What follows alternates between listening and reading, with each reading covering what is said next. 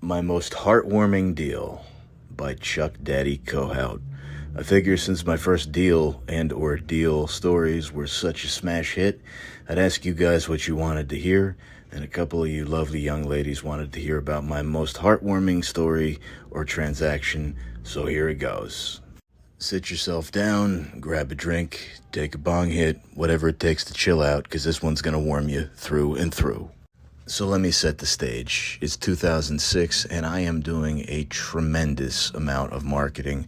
My marketing budget is $5,000 to $6,000 a month, and I'm a one-man show. This is only my third year in business.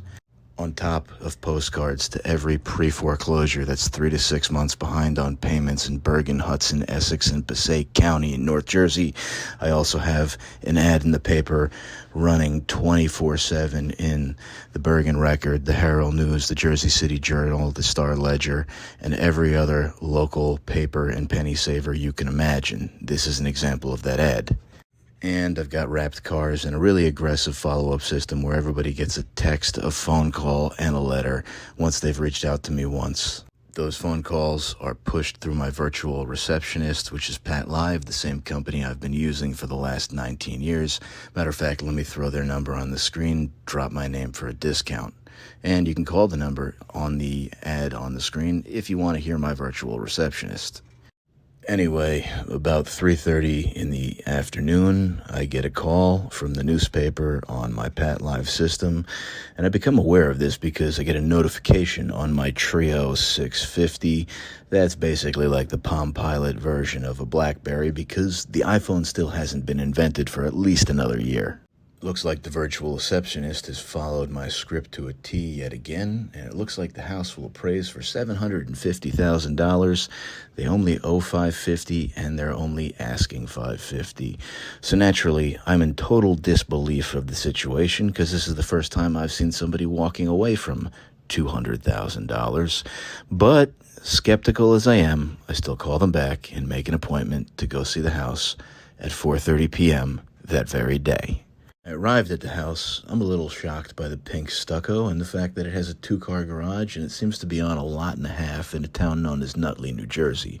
Furthermore, there's already a car in the driveway, like a black car service, running and ready to take these people to the airport.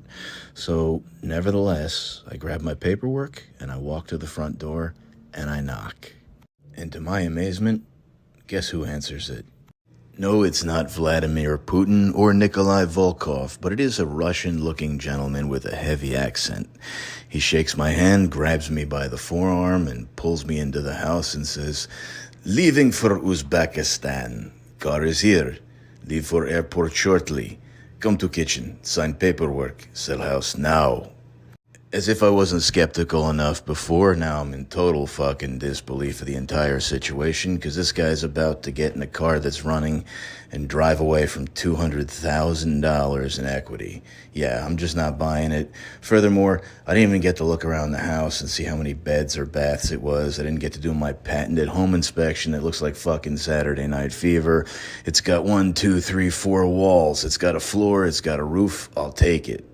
So this dude pulls me into the kitchen where his wife is waiting with a pen and a public notary, and they have all their paperwork lined up as well. I tell them we can go through yours, but we have to go through mine at the same time. I want to make sure I don't miss anything, and I'm kind of really getting the vibe that I am never going to see you again. He says, "Correct."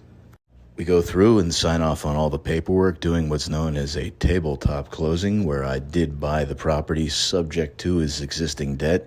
That's right, 90 minutes or less, and I can actually state that I own the property, and in fact, I do, without a lawyer present. I like to call those NFL-style closings. No fucking lawyer. I shake hands with Vladimir Putin and his wife, help them carry their last few bags to the door.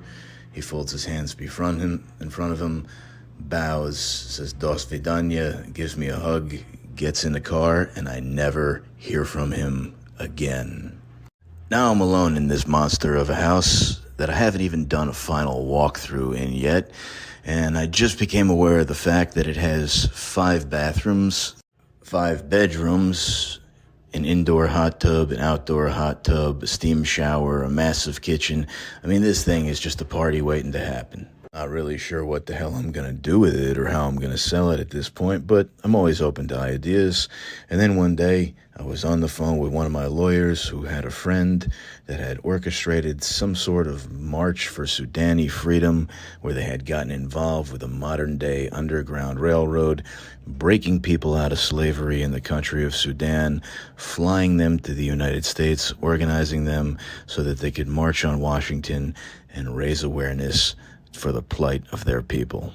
There was just one little glitch in the matrix. They needed a place to live, so I made them the deal of the century. As they kept busting more and more natives out of slavery, I told them, listen, you guys can stay here, keep the place clean, mow the lawn, shovel the snow, show the house, get everybody's contact information. And wow, not only do I feel like I got closer to getting into heaven, but they really did a great job. Even after they were gone on their march, I got pictures with them, with everybody from Governor Corzine all the way down to Hillary Clinton. Don't hate me for that one. And I seriously got the nicest thank you letter I think I've ever gotten from any tenant, seller, or buyer in my entire life. And I'd like to take a moment to share that with you. Dear Chuck, I cannot express in a letter how grateful I am to you for letting me stay in the house for such an extent over the last year. Immediately prior to moving in, I had had difficulty struggling through one of the lowest points in my entire life. Having dealt with losing what I thought was a lifetime relationship, then living in a lonely, unsanitary, and at times unsafe environment in Jersey City, I did not have the resources to improve my life on my own. Suddenly, you stepped in and essentially became my savior by completely changing my environment with your great generosity. When I moved into that home, my self-esteem suddenly improved immensely. With such a beautiful residence and community to look forward to returning to from the stress of work in the city. I truly felt like a prince in that house, and it helped provide me with the confidence that I needed to carry out organizing the Sudan Freedom Walk, in which I partnered with Simon Dang, an escaped slave from Sudan.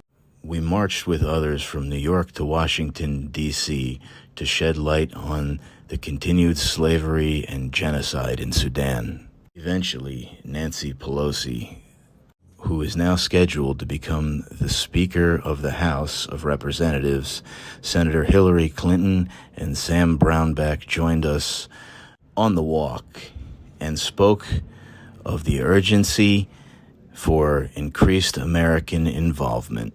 The crowning achievement of the walk included Simon's personally meeting with President Bush, in which he vowed to do all that he could to stop such a terrible human rights tragedy. As I currently write this letter from Mozambique, Africa, working with the Peace Corps, I routinely witness how families and communities seamlessly work together when friends and even strangers are in need. Unfortunately, such generosity and kind-hearted collaboration was often not so easy to come by in the United States. However, when I think of you, I remember how some people entirely defy that trend, and I look forward to returning and reconnecting with an amazing individual like yourself. In gratitude, David Brethoff. Now, that was really heartwarming, but I know the investors are like, I just watched almost 10 minutes of this crap. How much money did he make? So let's get to the deal. All right, so here we go. This transaction was what's known as the absolute assignment of rights, which is essentially wholesaling a property to a retail buyer, stepping out of the transaction, putting buyer and seller together on paperwork so it doesn't trigger flipping or seasoning, and it'll close really quick and you're going to make more than your typical assignment. So, like all of my transactions, I tied this one up with $10 down. No, my seller did not want the $10, but I stuck it in his pocket anyway. I I had all of my closing documents with me in an accordion folder, blank and ready to go. I purchased the property for the outstanding debt, which is approximately $527,000 and change.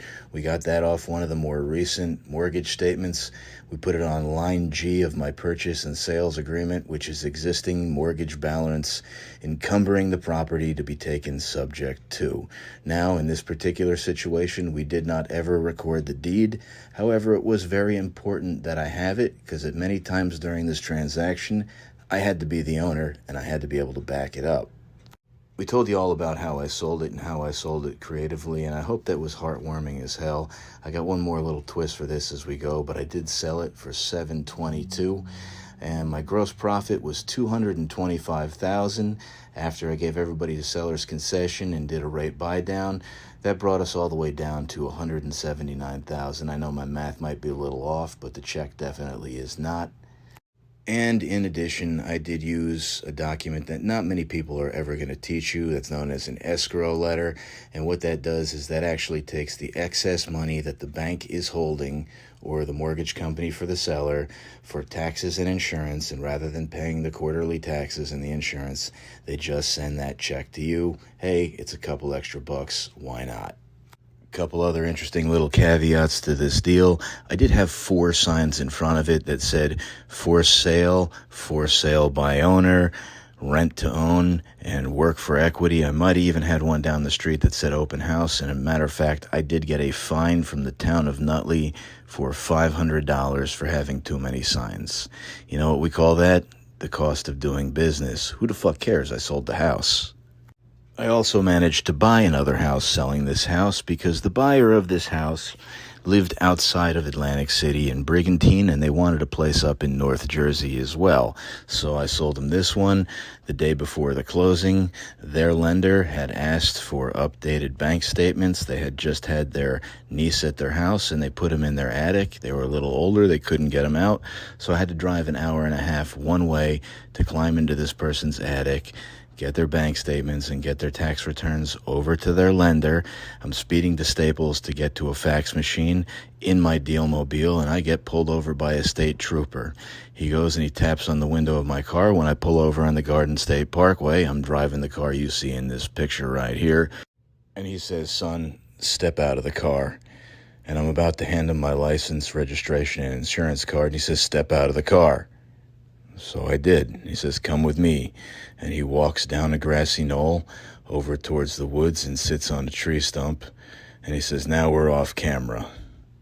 Can you talk?" I'm like, "Of course I can talk, officer. You just pulled me over. You have my undivided attention."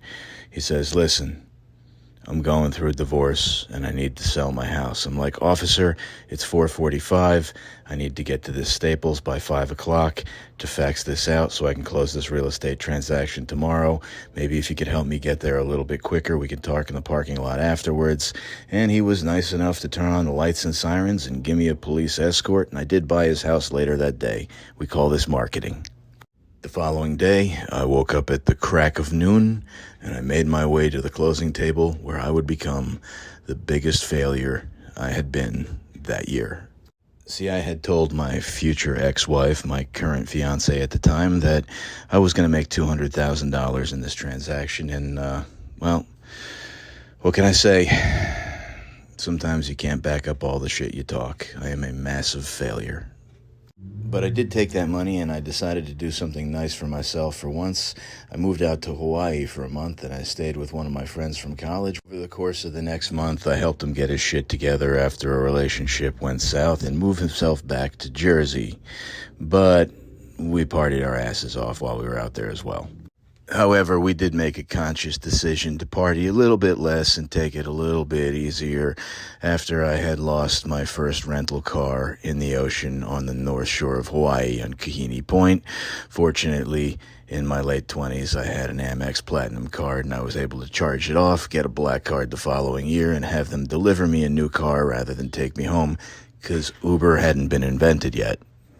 There you have it. that's definitely going to be my most heartwarming transaction, and there's definitely a bunch of cute little stories in there along the way. But if you're interested in doing this kind of stuff yourself, just remember, lead with your heart. Forget what everybody else is telling you. This is a people business. It has nothing to do with analyzing properties. That comes later. Text ABC to the number on the screen if you'd like to get involved and you'd like us to put you in the pathway of success. We'd love to work with you. Don't forget to follow the